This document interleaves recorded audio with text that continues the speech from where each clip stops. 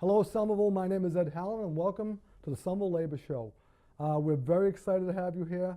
This is the third show. We're probably going to have many, many shows as well. Some of the things we're going to be talking about is labor, the revolution of labor, how labor began, a lot that's going on, the fight for respect that workers are looking for today. We've talked in past shows about the right to work, the Supreme Court justices, what's going on with labor in the city of Somerville. And you know, the way I'm looking at things lately is that it's really a labor revolution. And as I go back and I think about some of the songs, and I love music. Gil Scott-Heron is one of my favorite people. He had this thing called "The Revolution Will Not Be Televised." His revolution would not be televised. Our revolution will be televised and will continue to be televised here because this is the labor revolution, and people better get used to it because we're going to have a lot of fun, and we're going to also inform you. It's very informative. And my first guest on this show was Penelope Genowin. We also had Rand Wilson, and my third guest that I have sitting beside me is a social worker. It's really something when I think about it because it's very interesting about professional workers in unions being organized because I never realized how often that happened, how many that we had, which is really, really like, you know, something that I should really know about because I do have some people in our union that actually I should say we have nurses, school nurses, and we also have librarians that hold degrees, and they are professionals as well. So my guest today is a social worker who is also a regional vice president of the DCF chapter and represents 400 professionals in the SEIU chapter 509. But as always, before we introduce our special guest, please take a look at this video. I love it. It's from the Somerville Stands Together. Hi, my name is Marianne Walles. I'm a resident of Somerville, a social worker and a member of SEIU Local 509. I support our community to hire union workers. Often non-union workers can be taken advantage of through long hours and low wages. This has a negative impact on families and our community. Right. Low wages can force families to have to reside together in one room while sharing an apartment due to the high cost of rent. Many times low wages are just high enough to prevent them from getting assistance. Right, Marianne. The negative impact is also felt by our unionized workers. Our unionized workers are forced to travel to other communities to work and live. That's right. Unions bring a standard of safety to the job site, our families, and our communities. That's right. Our city workers are entitled to a fair contract. They help us every day. They keep our streets safe, they help our children, and they help us. That's right, they do. My son is in the union trade. All right. Shouldn't he have the right to work in this city? Yeah! Oh, yeah! Shouldn't he have the right to give back to the city that gave him so much? Yeah! We need to hold our elected officials accountable to make sure they support our unions in our community. Marianne Walles. Hi, Ed. How are you doing? Good, how are you? Good to see you. Welcome to the show. This is exciting for me because you're going to give me an education today. I have never dreamed that we had so many people that were in the health and human services and involved in social workers and things like that. So I want to talk about one thing. We did have in that video, that Somerville Stands Together video, that rally that day. How are you feeling when you went up to the mic and made the statement that you just made, that little clip we saw for a minute and a half? I was very excited to be there. Yeah. It was great to be with all those workers, and again, from different fields, speaking about affordable housing and union jobs. I don't think people see that everything is hand in hand. And I think, like you said, most people, when they think of unions, they think of blue-collar workers and laborers. They don't think about all the health and human service workers that work are unionized. Right. And that the whole reason that they unionized was to get a prevailing wage or better working conditions. And a lot of times that they are the first responders to emergencies along with police and fire, and that they service the population that most people don't want to deal with, Right. or that are having struggles. But a lot of them are also working people that we help in a population that can't necessarily speak for themselves. And so when we're fighting for better working conditions for us, we're also fighting for better living conditions for them. Well, you know, I think when crises occur, from what I've seen, people tend to walk away from them. It's something that they just don't want to deal with. And social workers come in, and they're the ones who have to come in and really deal with these things. And it's very emotional, and we know that, and it can be. So I actually, you know, I commend you and all the people that you represent for doing this. This is very good work. Why don't you do this? Why don't you tell us what it is exactly? Give us a brief overview of your role in the union as a social worker, and along with the union. So I work as a social worker for Department of Children and Families, and part of my job, I was elected to represent 5 offices in the greater Boston area as their regional vice president. Okay. So one of my offices actually covers Somerville, and we have a lot of layover of clients that live and work in this area. Okay. So we spend a lot of time helping people navigate systems, navigate through different services, and advocating for them. I think people don't realize that when there's a budget cut, the first thing that they're going to go to is Health and Human Services. They're going to cut residential programs for the disabled. They're going to cut work programs. Right. They're going to cut mass health. They're going to cut child care. It's sad. It is sad very that we do that, sad. yes. So people don't realize that. So when they say, oh, I want to save my tax dollars, they don't realize where those tax dollars are actually going to. So it's not about cutting state workers' jobs. It's really about you're now cutting services to families that really could benefit. Right, and I think we don't want to leave them out there like that. You know, people need that help. Yes. So let me just, what are some of the job titles, for instance, that are in your union? Social workers? Social workers, there are workers that work at Department of Transitional Assistance that are covered by 509. Okay. There are family child care workers. Right. Those are the providers that do home daycare. There are a lot of direct care staff that work in residential programs. Walnut Street Center was in Union Square for the longest time, and they just moved to Medford. A lot of their staff are members of 509. So you just actually went into my next question. You already answered anyway about the public and and what you guys actually do and what jobs that you have and some of the job titles.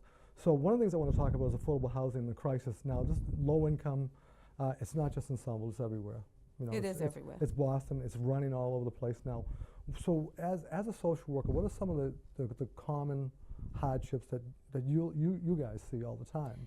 So we deal with a lot of working families that are having a hard time with affordable housing.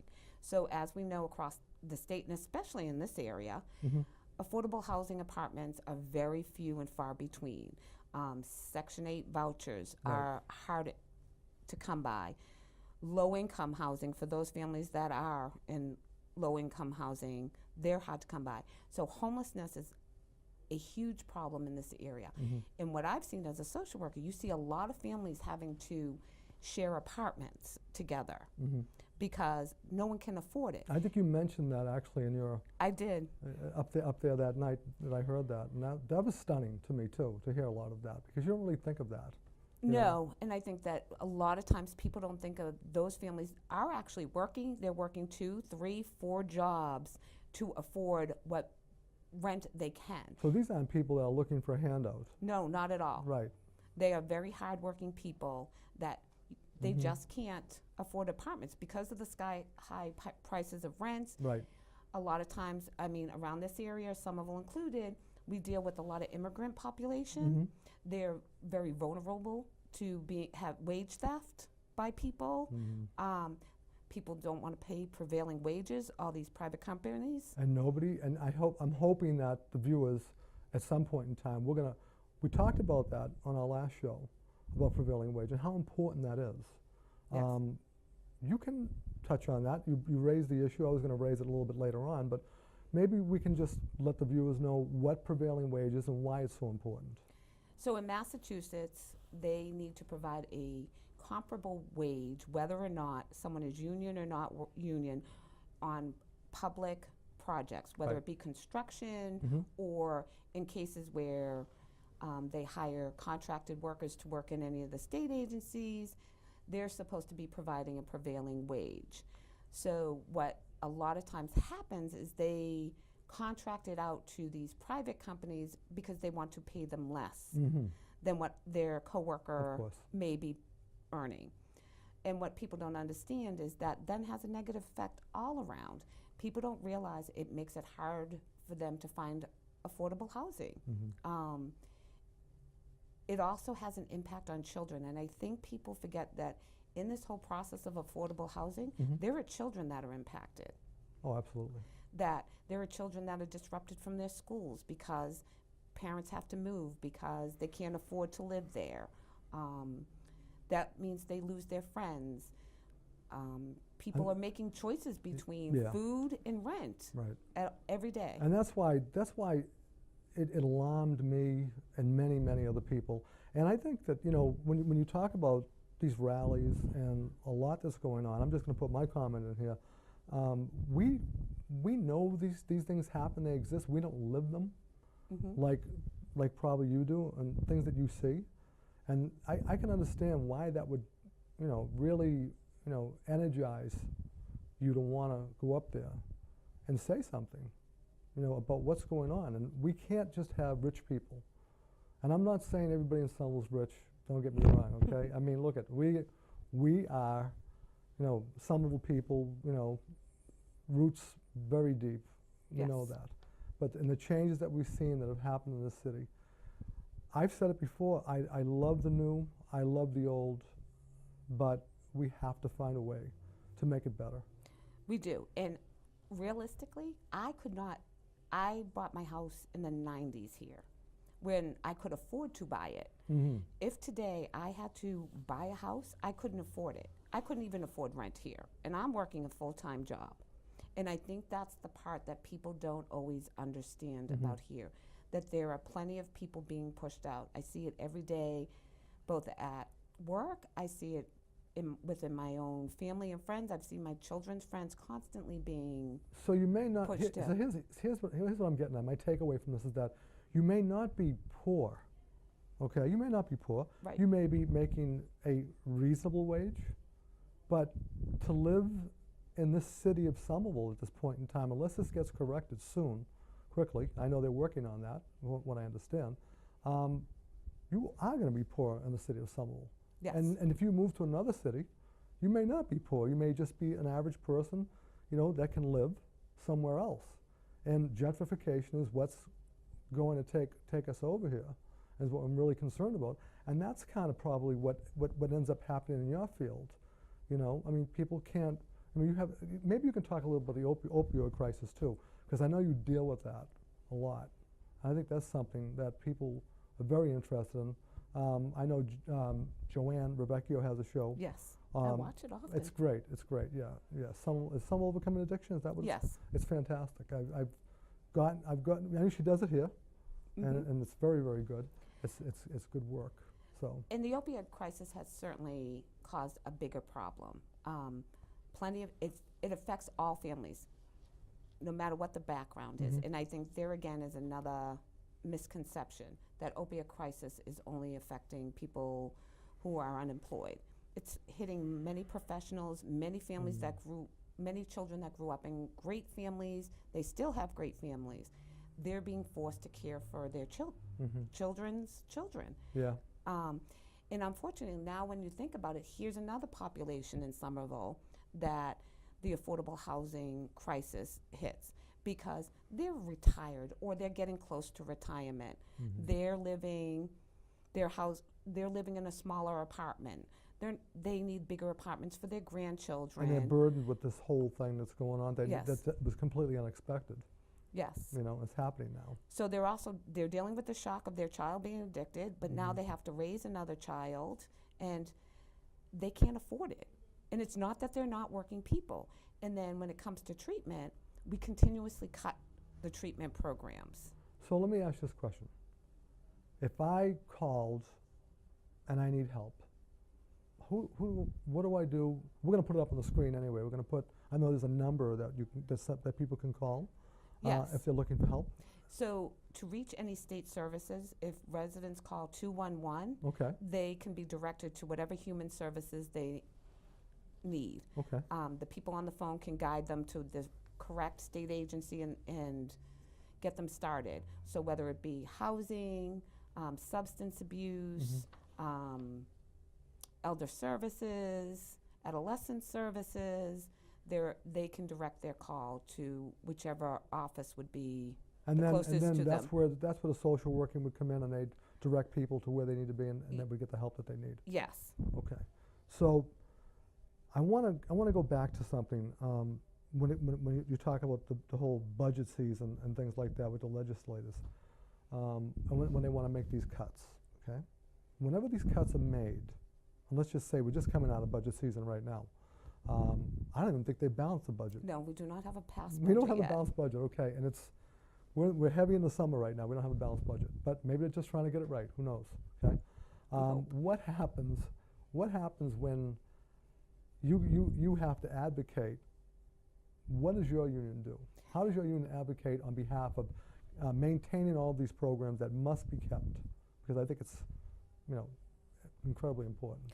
So we are able to mobilize. Our union works hard at mobilizing us members to call our legislatures, ask them not to cut jobs.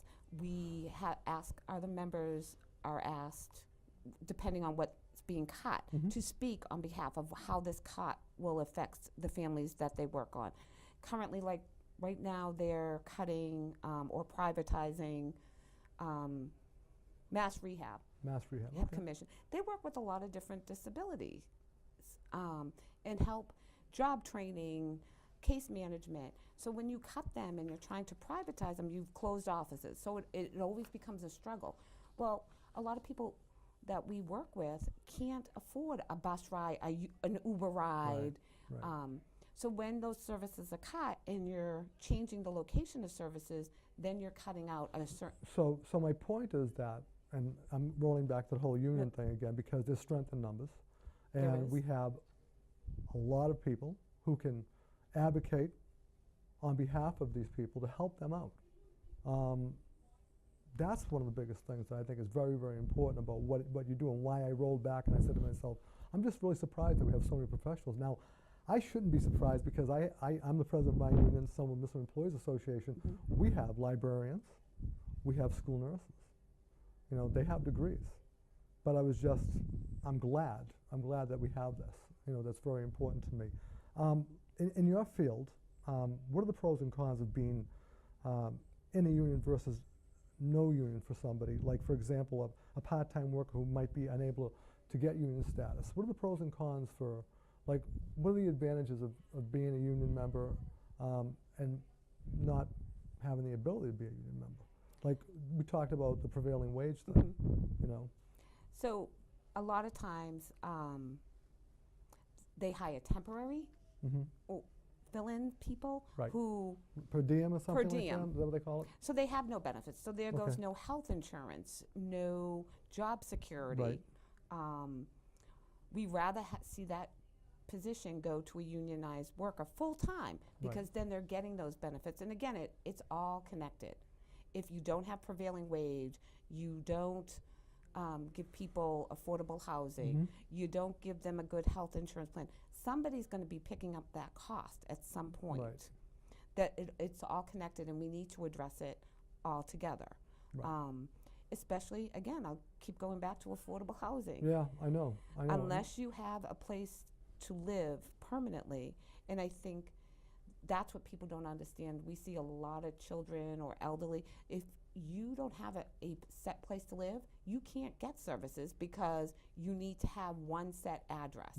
You can't be moving from place to place. I'm going to tell you why I get a lot of this, because I have family who have had issues like most families have had. with addictions and things like that. I lost a nephew to an overdose. I had a niece who had some issues who's doing better now. My dad was homeless for a period of time. And it's amazing, a hard-working man like that all those years, and he just found himself without anywhere to go. And it was, to me, it was stunning to see that happen. And then when we tried to get him housed and help him out, he didn't have a permanent address. Right. He was at the Salvation Army, and that was not a permanent address. Right. And I'm sorry if I'm letting people in here a little bit with me, but that's kind of what's happening, and what I see, and why I think people really need help. And that's something. That's why I was happy to have you here. I'm happy to have you on the show, because you can provide people with this type of information so they know that there's somewhere to go, to someone to turn to, and that the system is broken. Let's face it. You guys are repairing it, you're fixing it, doing the best you can, but it is broken. So people, if you want to get anything, you have to have some kind of an address, you know. And how about homeless people in the city of Somerville? Do we have a lot of homeless people? We do.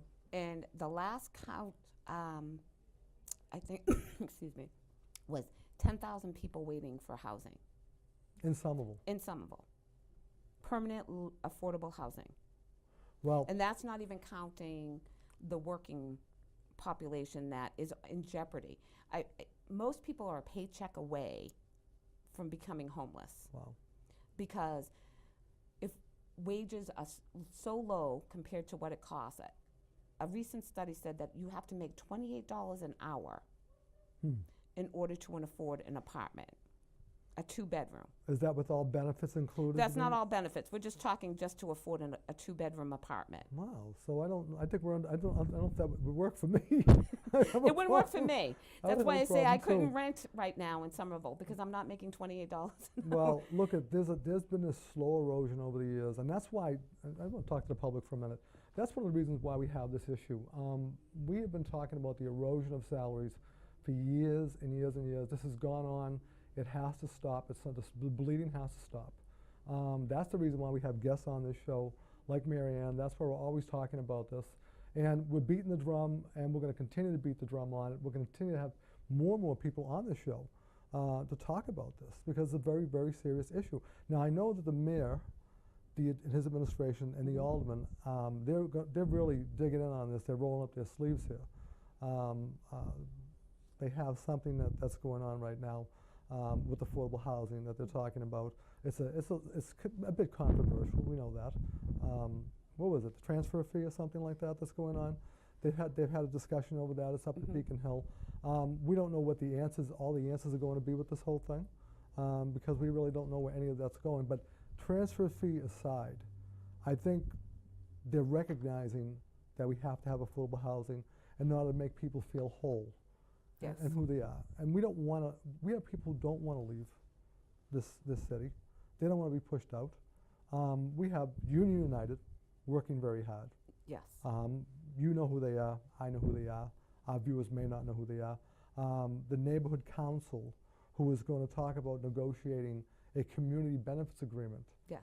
That's very, very important to a lot of people, because community benefits agreement basically means that we have a say in what the development is going to be all about in the city. Yes. And Union Square. Can you talk a little bit about what you might know about that? I know that they want to have a say. What's happening a lot over the past few years in Somerville, these developers are coming in, they're buying property, they're getting a lot of tax breaks, and then when we talk about, again, prevailing wage, they don't want to give prevailing wage. They want to benefit their own pockets. They do not want to hire local unionized labor. And a lot of kids in Somerville have gone through that trades program at the high school and are employed by the local unions, and they can't even work in their own city. I seen that. Actually, I think your son had My son is one of them. He had a statement on that. I saw that. I thought it was very cool. It is really, it's awful, that they have to go somewhere else to work, and not work here. And I think that, our officials, our aldermen, the administration, they have to recognize this, and they have to say something. I mean, Assembly Row, Yes. huge. Huge Huge. projects down there, so much going on down there. There's gonna be so much going on over here too. We're all about apprenticeships. I know Yes. the building trades is all about apprenticeships too. They Yes. wanna offer that.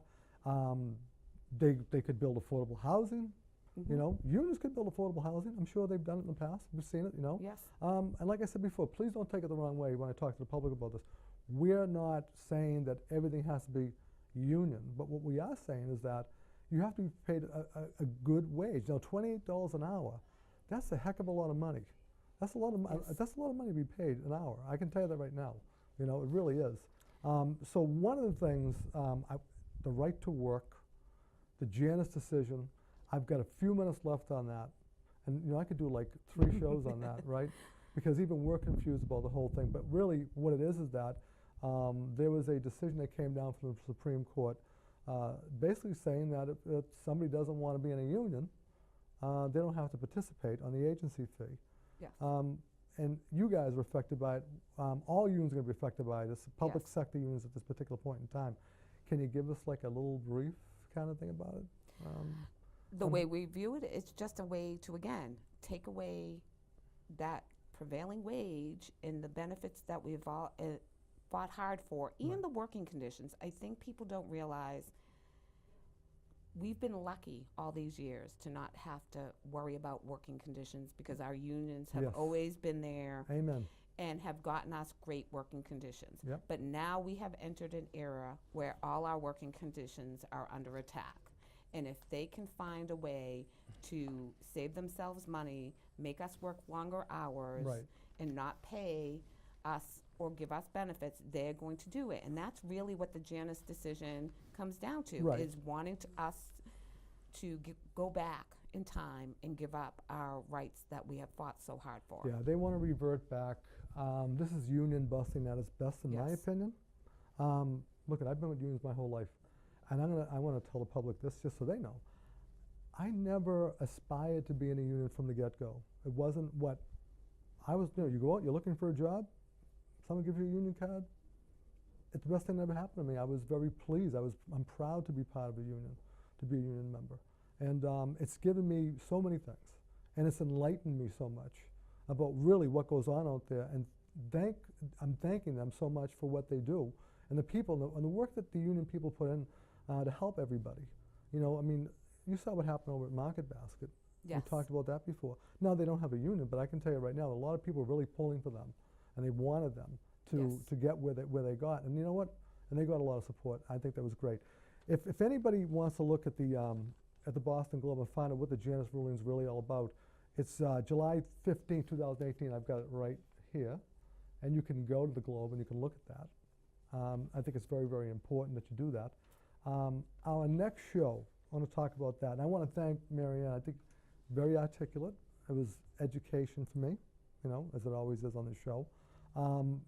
We're going to talk next time, whenever that is, within the next week, 2 weeks, 3 weeks, we don't know. Shows are just rolling as they come in here, and the guests are coming in. And we're going to talk about this neighborhood council. We're going to talk about Union United and about this community benefits agreement, how important it is to the public. One thing I want to, look, I'm going to read this, and I think it's really important. This is something that was in the Globe. Paul Salucci's wife had a great article in the Globe. And I'd like to thank my wife, Lisa, because she's the one who likes to cut these out, these things out for me, because she's very into this. And we're getting short on time. So I want to read this. Each time a man stands up for an ideal or acts to improve the lot of others or strikes out against injustices, he sends forth a tiny ripple of hope.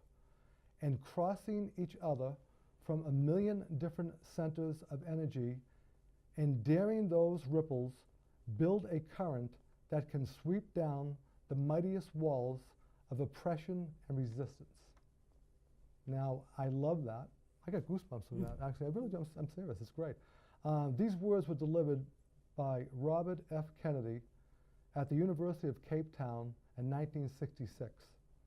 And amazing, really, some of the things that are in our history. So I want to thank our guests once again. Thank you, Somerville, for watching. Always remember, in unity there's strength. Peace.